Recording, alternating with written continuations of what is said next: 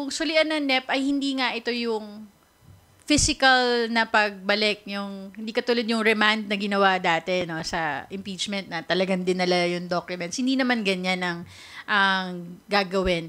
Pero clear ang sentiments ng party leaders. There's a need to review, to correct what they used are yung massive mangling of the budget proposal. Dito kinumpirma ni House Spokesperson Attorney Princess Abante na hindi muna itutuloy ng Kamara ang pagbabalik ng 6.7 trillion peso na panukalang budget sa Department of Budget and Management.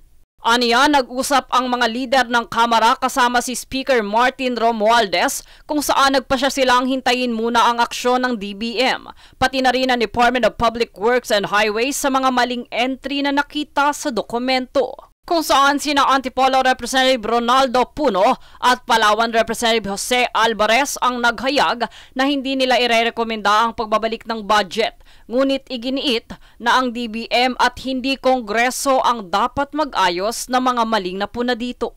Nabanggit din ni Abante na 2 pa lamang sa mga lider ng Kamara ang naglabas ng ganitong pahayag, kaya't wala pang pinal na pasya. Kasabay namang usapin sa Kamara, kinumpirma ni Abante na si Ako Bicol Representative Elizalde Co ay nasa Estados Unidos para sa medikal na gamutan at may kaukulang travel documents. Bagamat hindi pa malinaw kung gaano katagal ang bisa ng kanyang travel authority at inaasahang magbibigay pa ng karagdagang detalye ang Office of the Secretary General. Ang nasabing pag-alis ni Ko ay nangyari sa gitna ng mainit na issue sa 2025 national budget at sa ugnayan umano ng ilang mga mambabatas at kontratista sa flood control projects. Matatandaang si Ko ang dating chairman ng House Committee on Appropriations bago siya tinanggal noong Enero ngayong taon, kung saan ang motion para ideklarang bakante ang kanyang posisyon ay inihain ni Ilocos Norte Representative Ferdinand Alexander Marcos. Sa gitna ng mga anomalya sa isyong ito, nananatiling hamon para sa Kamara kung paano papatatagin ang kredibilidad sa pagbabantay ng pambansang budget.